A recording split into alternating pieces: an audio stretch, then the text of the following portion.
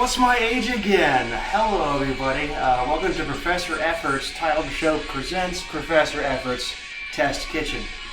Tonight we are revisiting the rectangular school pizza that we, shall we say, attempted to make last time. This time though, I have come prepared. This show is not called Professor Give Up. In fact, it's called something quite different. So tonight, we are revisiting the school pizza. And I think this time it's going to go way better. Alrighty, so as I found out, the first step to making the school pizza is not, in fact, to just start yelling at the ingredients until they coalesce together to create what you want. You actually have to practice the stuff. Who would have thought? And let me say, like after getting one of these things, like the transformation is complete, you know.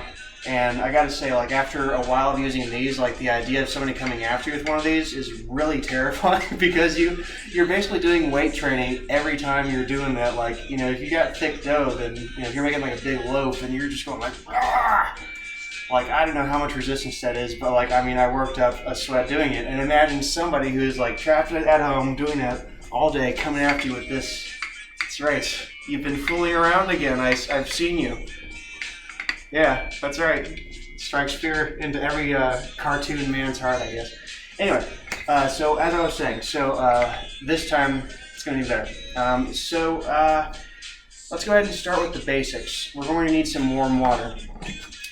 Warm water. I know, right? Like, who cares if water's warm or not, you know? Apparently the bread does. So, it's got to be right around 115 to 125 degrees Fahrenheit, not that strange European mumbo-jumbo that they try to push on us. Alright, here we go. That's right, I'm very anti-Europe. I think you guys should be way closer so I can go to the concerts you guys have. There's no drum and bass in America. In fact, there's no concerts in America. Thank you very much. Thank you very much, Plague. Alright, so another use for this handy-dandy little item that I would suggest for anybody is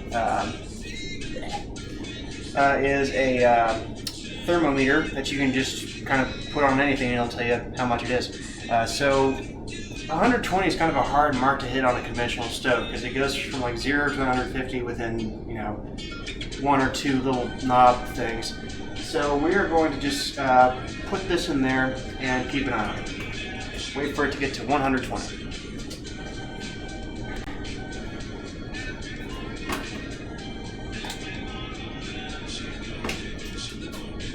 Alright.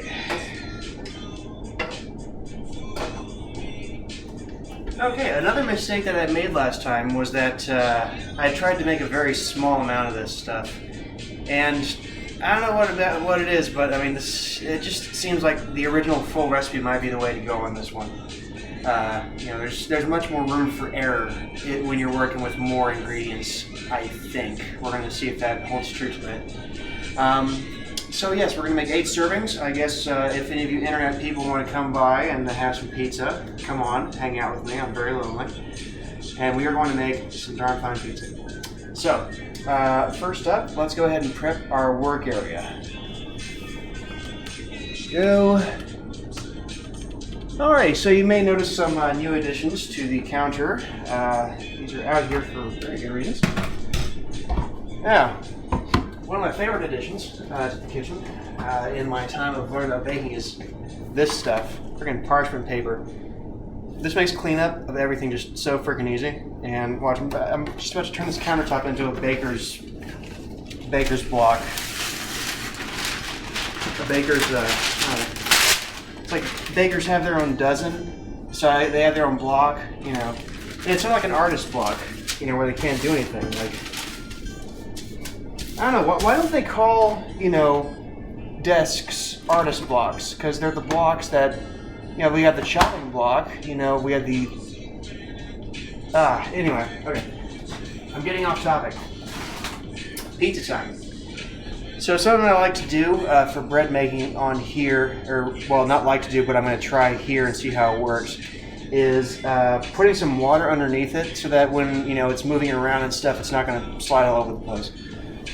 So I'm going to just wet my hand, start under there, and there we go. All right, there's a little bit more, maybe put some more in there.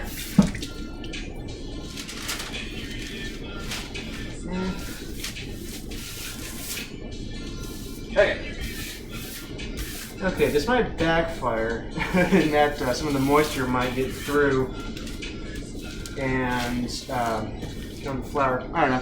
We'll see. Alright, so next up we have the mixing bowl, the fun part of the process. Or the first part of the fun part of the process. It's a big old process. Water's at 85 now, so we got a little bit of time. So let's see, this time we're going for the full recipe. So we are going to need 2 2/3 cup of flour, whatever that is. Alright, so I'm just going to use standard white, weird, dumb flour. And we are going to do, well, first of all, check this out. That's right, we don't care, we're balling out here. We just put flour on the counter. That's right. We make it snow. Yeah, that's right. I'm a rapper who raps mostly about baking supplies. Follow me on YouTube. All right, so that was let's see, 2 2/3. Okay, 1, 2, and we got, let's see, 2 2/3. All right.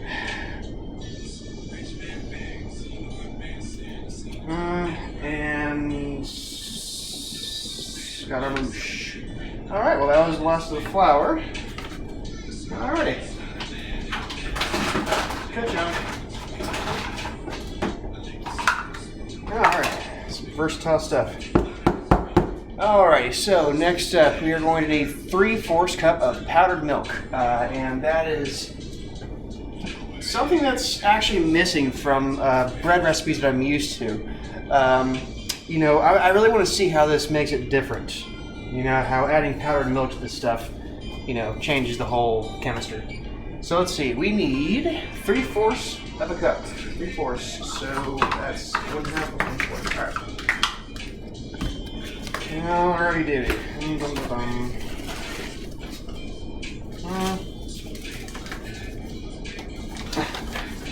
I like how this is like, this is not for retail sale. Like, if you're selling these, like, it's you got more things to worry about, Jack. I watched a Ralphie May special, and now I can't stop saying Jack after everything. There we go. Okay, so that's the powdered milk. There we go. Tap back up in the Hall of Mystery. Alrighty, now let's see, what else do we need here? Sugar, 2 tablespoons of.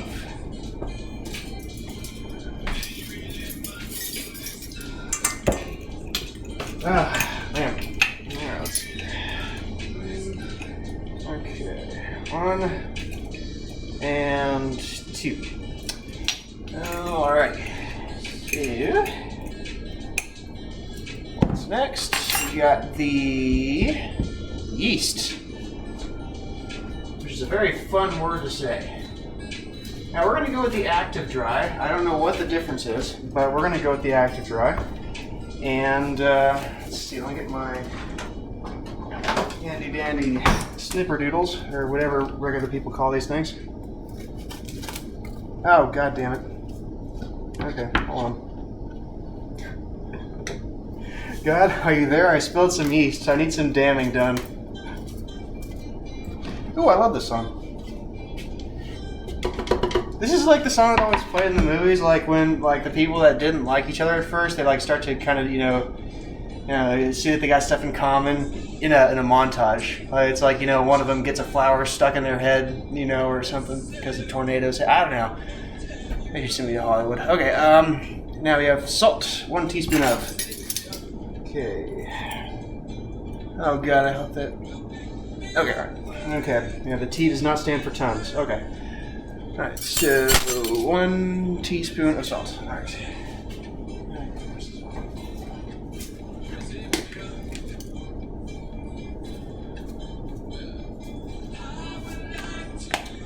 Alright, there we go. Alright, so we have the salt. And okay, the water is a given, and the oil is added at the time of thing. So we are at 97 degrees on the what do you call it? The water right now. So let's go ahead and start with the sauce. I'm not quite sure how far the camera will go, but I'm going to see if I can get us an angle of the stove. There we go. Come on, use that telescopic lens.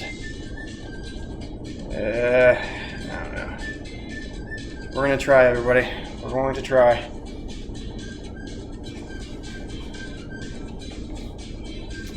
Okay, so, let's see, the OCD in me does not like using a small pan on a big burner, but you know what, that's just how we're doing things today. Alright, let's see, so, we are going to need tomato paste, 6 ounces of. Now let's see, I'm not quite sure how much 6 ounces of tomato paste is, but I do know that this lasts for a very long time. This is about a month's worth of tomato sauce. It's so dense, you have no idea. Alright, so let's see, next up, we are going to need to weigh this out. You know, you won't be able to see it over here, but maybe, can you? Yeah, let me loosen up the shot just a little bit.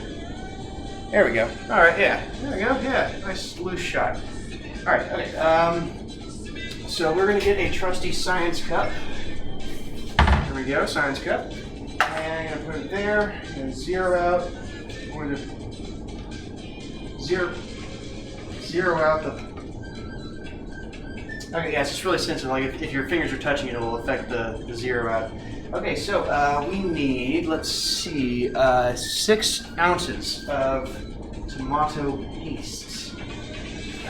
So let's see here. So it's pretty dense, so it probably shouldn't take too much.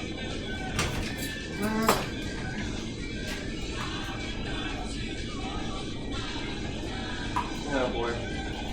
How much did it say? Friggin' 6 ounces. Okay.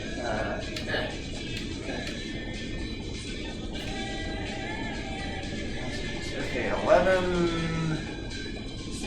Oh wow, I'm already over. Okay, great. Okay, already over. Wow, that stuff is dense. Okay, so 6 ounces of tomato paste. We are going with 8.